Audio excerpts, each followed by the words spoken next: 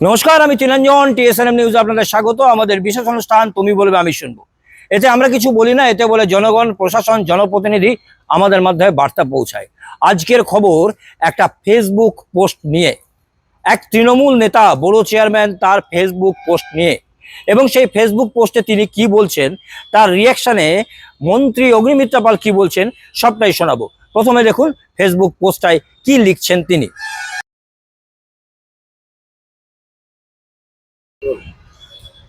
অবৈধ কয়লা এবং বালি থেকে পশ্চিম বর্ধমানে টাকা কালেকশনের বিষয় তিনি বলছেন বেশ কিছু ছেলে অর্থের অভাবে তারা সেই কাজ করত, এমনটাই তিনি বলছেন।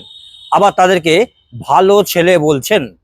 কি বলছেন নেতা হওয়ার আশায় কলকাতায় টাকা দেওয়ার ব্যাপার ছিল। লিখছেন তিনি ফেসবুকে, নেতা হওয়ার আশায় কলকাতায় টাকা দেওয়ার একটা ব্যাপার ছিল।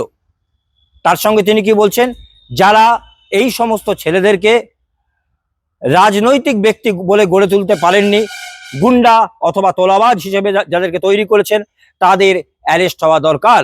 এবং বিজেপি সরকার যেই অ্যারেস্ট করছে, গ্রেপ্তার করছে, ব্যবস্থা নিচ্ছে, তাকে শুদ্ধিকরণ বলছেন। কিন্তু বিষয়টা হচ্ছে, যিনি এই পোস্ট করছেন সেই পোস্ট নিয়ে রাজনৈতিক মহলে বিতর্ক ছড়িয়েছে, এবং তা নিয়ে মন্ত্রী অগ্নিমিত্রা পাল, আসানসোল দক্ষিণের বিধায়িকা, তিনি কি বলছেন শুনুন সম্পূর্ণ সেটা। আজকে একটা ভয়ঙ্কর পোস্ট করেছে, তাতে লিখছে ইলিগাল কয়লা বালি এই টাকা কালেকশন কিন্তু ছেলে অর্থভাবের জন্য সেই টাকা কালেকশন করতো, এবং নেতা হওয়ার জন্য কলকাতায় টাকা পৌঁছানো হতো।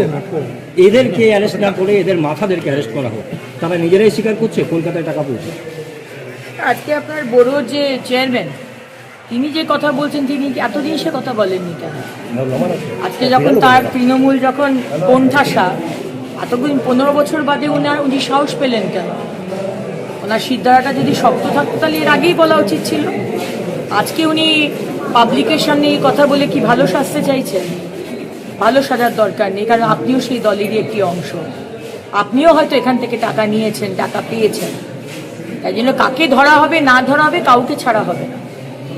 যারা যারা ইনভলভ প্রত্যেককে ধরা হবে। এবং তার এলাকা জুড়ে ব্যাপক পরিমাণে পাথর কাদান ভরাট, পুকুর ভরাট, ইললিগাল কনস্ট্রাকশন। সুতরাং ভালো সাজার কাউকে দরকার নেই। যারা তৃণমূল করেছে তারা যদি যুক্ত থাকে, আপনি যতই পালিয়ে বেড়ান ওই শওকত মোল্লার মতো, আপনাকে পুলিশ ধরবে। এই বিজেপিতে আসার চেষ্টা নাকি না নিজের পিঠ বাঁচানো? বিজেপিতে আসার চেষ্টা না পিঠ বাঁচানো সেটা বলতে পারবো না, কিন্তু বিজেপিতে এখন কাউকে নেওয়া হবে না। এটা আমাদের আমাদের সম্মানীয় সভাপতি বলে দিয়েছে। এখন আপাতত বিজেপিতে তৃণমূল থেকে বা অন্য দল থেকে কাউকে নেওয়া হবে। তাই যতই তৃণমূলের এগেনস্টে বা বিজেপির হয়ে সাটলি পোস্ট করেন সোশ্যাল মিডিয়াতে, তাতে কোনো লাভ হবে না। ফেসবুক পোস্ট দেখলেন, সম্পূর্ণটা পড়লেন, আমরাও সেটা পড়ে শোনালাম। অগ্নিমিত্রা পাল তার বক্তব্য শুনলেন। এতদিন কেন তিনি বলেননি? কোন ভয় বলেননি? বলা হচ্ছিল সাধারণ মানুষ ভয়ে মুখ খোলেনি।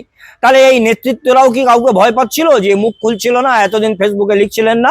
প্রশ্ন কিন্তু অগ্নিমিত্রার, আমাদের নয়।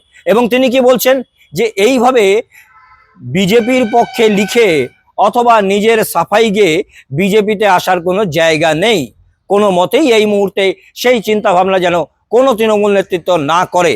এবং খুঁজে ঠিকই পাওয়া যাবে, শওকত মোল্লার মতোই কিন্তু খুঁজে বের করা হবে, এবং দুর্নীতি করলে তার বিরুদ্ধে ব্যবস্থা নেওয়া হবে। মাফ কোথাও নেই। এখন দেখার পরবর্তী পরিস্থিতি কোন জায়গায় দাঁড়ায়। আমাদের বিশেষ অনুষ্ঠান তুমি বলবে আমি শুনবো আজ এ পর্যন্তই। আবার দেখুন আগামীকাল।